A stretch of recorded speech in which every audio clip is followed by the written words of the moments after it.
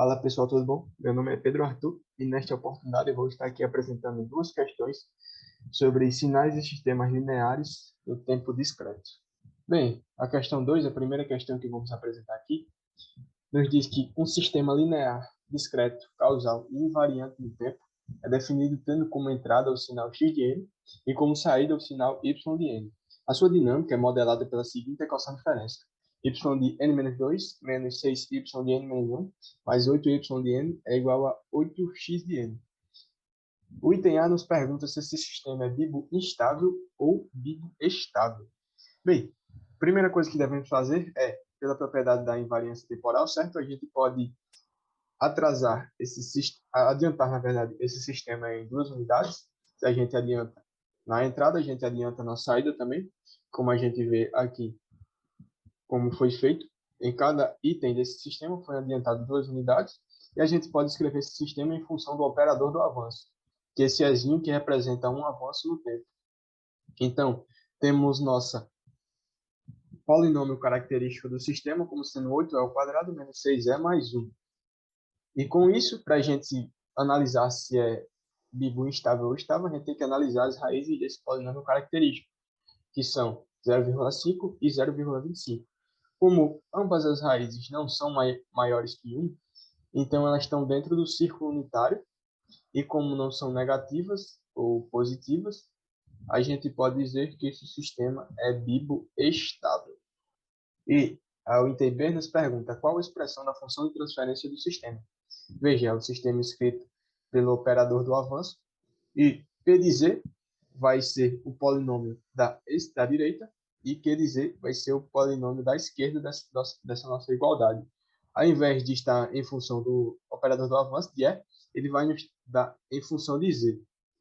E, escrevendo em função de Z, vamos ter nossa função de transferência como Z² sobre 8Z² menos 6Z mais 1.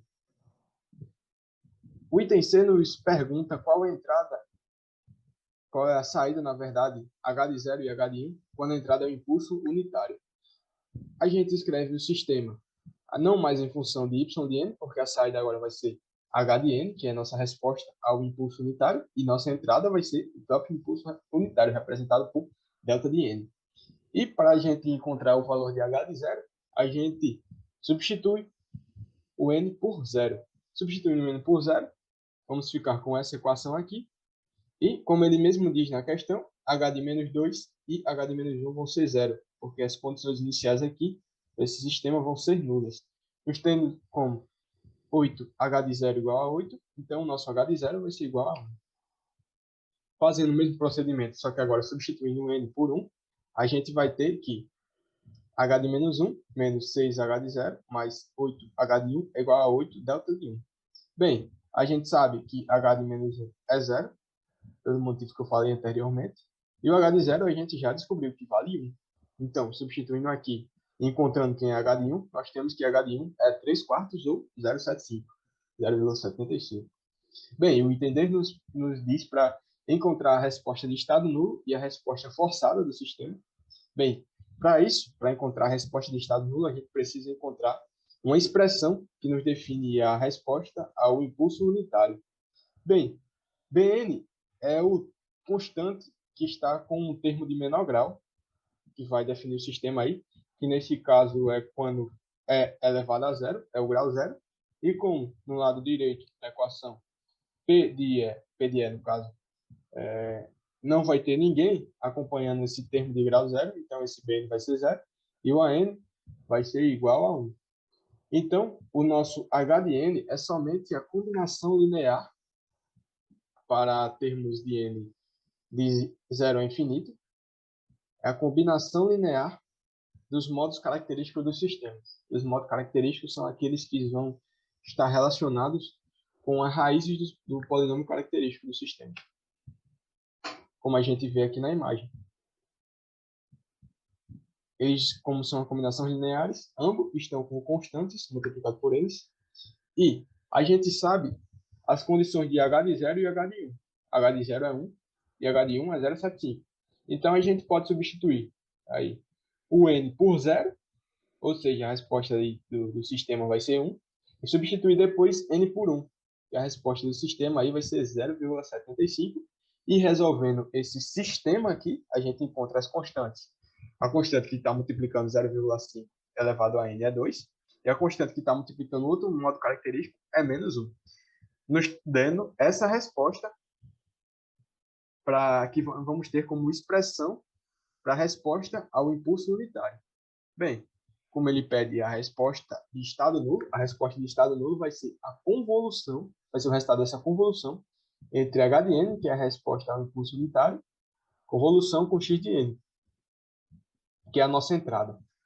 Bem, aplicando a propriedade da convolução, que é a convolução é um operador linear, a gente pode separar os dois termos na convolução.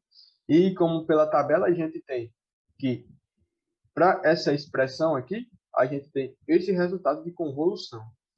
Bem, aí é só a gente substituir agora e a gente encontra esse resultado que vai ser nossa resposta de estado nulo. Bem, a resposta forçada vai ser aquela que vai estar relacionada com a entrada e não com os modos característicos do sistema. Bem, a resposta total vai ser a soma da resposta de estado nulo com a resposta de entrada nula. Mas veja, a resposta de entrada nula vai ser uma combinação linear também, mas com constantes diferentes, certo? Vai ser uma combinação linear desses modos característicos. Então, essa resposta de entrada nula não vai influenciar na resposta forçada, que, como a gente vê aqui na imagem, nossa resposta forçada é 8 sobre 3 U de n, porque vai ser o único valor que não vai estar relacionado com os modos característicos. E veja que esse 8 sobre 3 tem o mesmo formato da entrada. A entrada não é U de n, e esse 8 sobre 3 U de n tem o mesmo formato dela, porque é U de n multiplicado por uma constante. Como não tem constante a entrada, U de n, então essa constante vai ser 1. Já na resposta forçada, essa constante vai ser 8 sobre 3.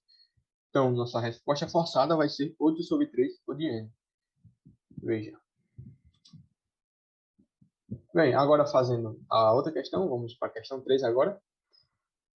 No item A, ele pede para esboçar o sinal W de n, que vai ser x de n sobre 3. Veja que o gráfico aqui de x de n, e esse gráfico, para ser dado W de n, vai ser expandido em 3 vezes. Aqui a gente vai ter uma expansão da função. Veja que a amplitude se mantém a mesma, só que o sinal vai ser expandido. E a gente pode representar esse W de n em função de impulsos unitários. Veja, como aqui é 1 na origem, a gente pode representar esse ponto aqui como delta de n, e aqui como é 1,5, quando n vale 3, a gente pode representar esta parte aqui do gráfico como 1,5 delta de n menos 3 e assim por diante. E por fim, na questão B, ele pede que, para esboçar o sinal C de n, que é dado pela convolução entre o sinal W de n com o sinal F de n. Veja o sinal F de n aqui na imagem.